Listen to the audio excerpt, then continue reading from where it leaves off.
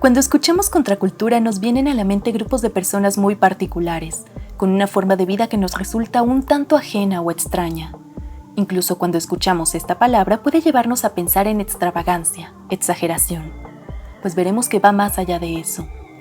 La contracultura se asoció en un principio a las luchas políticas de ciertos grupos, movimientos de resistencia hacia la guerra, la desigualdad, etc. Un claro ejemplo es la publicación de revistas o historietas en donde se satirizaba y cuestionaba un tema de política, religión y demás. Lo interesante es que no solo se trató de enfrentarse contra las acciones injustas del gobierno y la sociedad, también se buscó alejarse de los valores del llamado status quo, o sea, distanciarse de la cultura en donde se daban esas desigualdades, la cultura dominante que la mayoría de la población compartía. No en balde, uno de los lemas fue «Otro mundo es posible».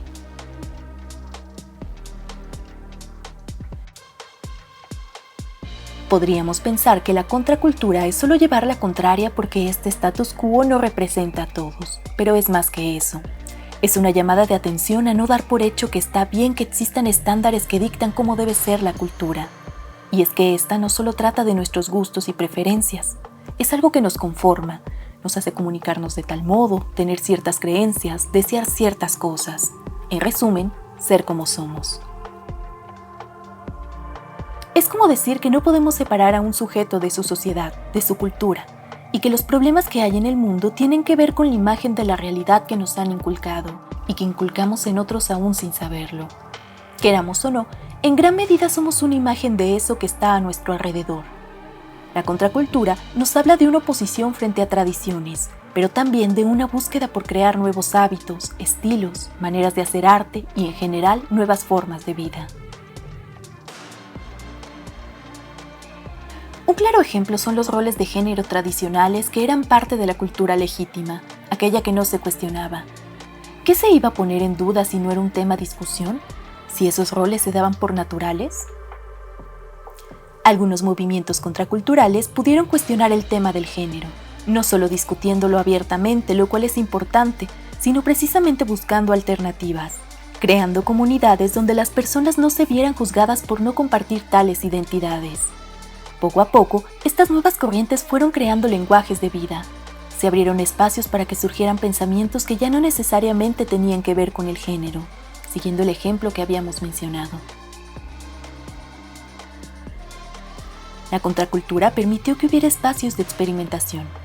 Por ejemplo, imaginemos que tú eres un creador de música y por alguna razón llegabas a conocer a uno de estos grupos que se alejaban de las tendencias más conocidas.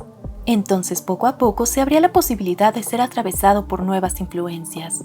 Cambiabas tu técnica, composición y letras. Después, compartías tus creaciones y tenías una influencia en los demás, siendo parte de un nuevo modelo de vida que jamás te hubieras imaginado si no hubieras conocido a ese grupo que no se alineaba a lo que se difundían por los medios oficiales.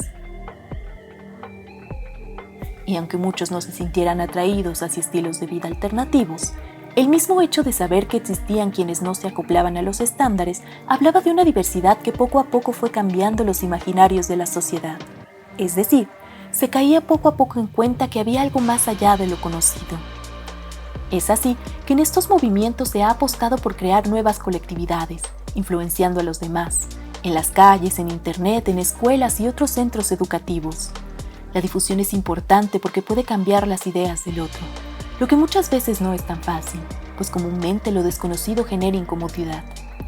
El descubrir otros modos de cultura es no dar por hecho que las cosas son como son, que uno es como es y eso es todo.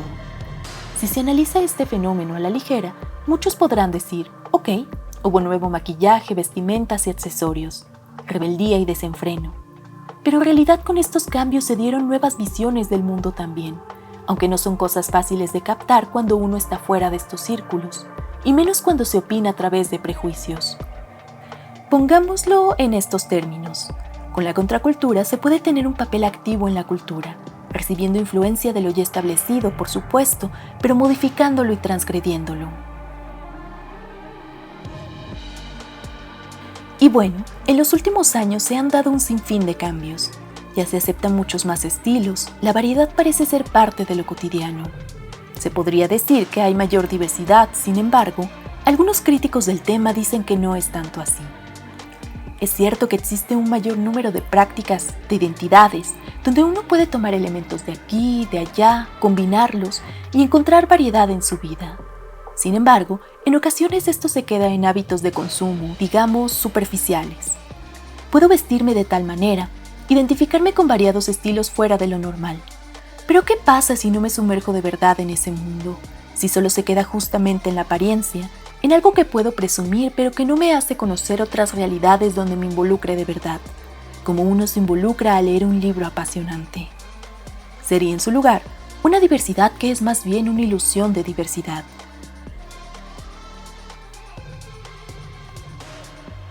A pesar de eso, nos queda pensar si el germen de la contracultura sigue vivo, pues es el que nos invita a replantearnos nuestro modo de ser y aventurarnos a descubrir otros mundos frente a lo que se ha hecho hábito y costumbre.